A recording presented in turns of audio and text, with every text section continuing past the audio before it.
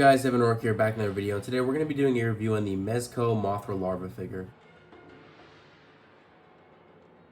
So before I start out with this review, I just want to point out that if my voice sounds a little bit different, it's because I had a cold this weekend, so I'm in the phase of getting out of it, so I still have some of it left over in my voice, but let's just get with the review.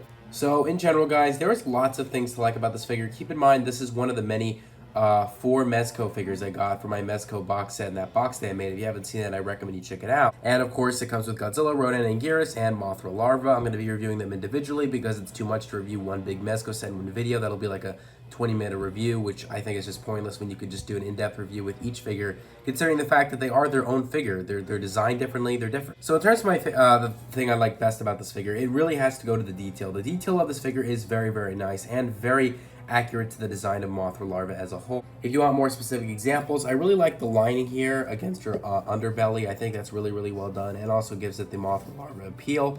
I also like the layers of kind of bumps and humps that go under her body as of course Mothra's Larva's body gets thinner and thinner and thinner. Facial detail is pretty good. I wouldn't say it's better than the other things I mentioned, but fairly good. So that being said, let's get into the next thing I like about this figure.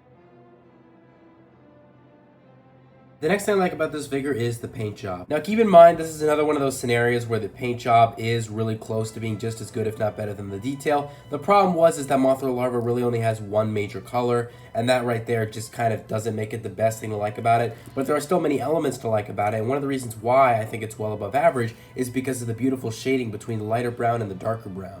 We see this here when I said the underbelly was showing earlier. We also see booming red colors. They're very, very minimal, but they are on her eyes. So again, understand it's mostly brown, but there's shading all over that can be really, really well complemented because it works and it looks very, very nice. And you definitely don't have to see a major contrast within one part of the figure versus the other. That being said, let's get into the cons of this figure. So when it comes to the cons of this figure, I really only have one major con and one nitpick. If you noticed earlier, I did not say articulation was one of the things I like about this figure because that's simply not the case.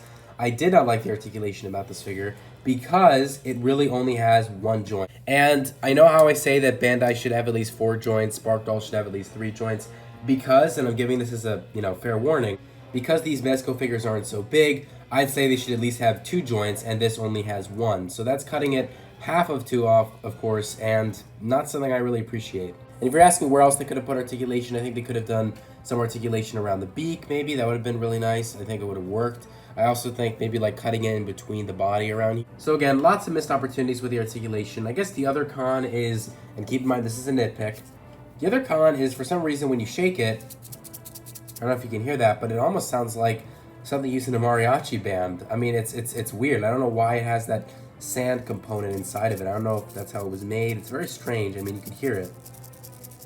I know you might not consider that to be a really big con, but it's weird because why would you want to even have that as part of a figure? I've never had that before with any other figure I've received, so to me that's a fairly nitpicky con. So all in all, guys, I would rate this figure an 8.5 out of 10. Again, it is one of the very good amount of Mezco figures. I do believe the other Mezco figures are better than this, though. I think, since from what I've seen in the other ones, this might be the worst of the 4, but for this being an 8.5 and for it being the worst of the 4 for now, that's a pretty good score. So again, guys, highly recommend you get this along with the other Mezco box sets. Fairly expensive, but I do recommend it. And yeah, like, comment, subscribe. See you guys later, and bye-bye.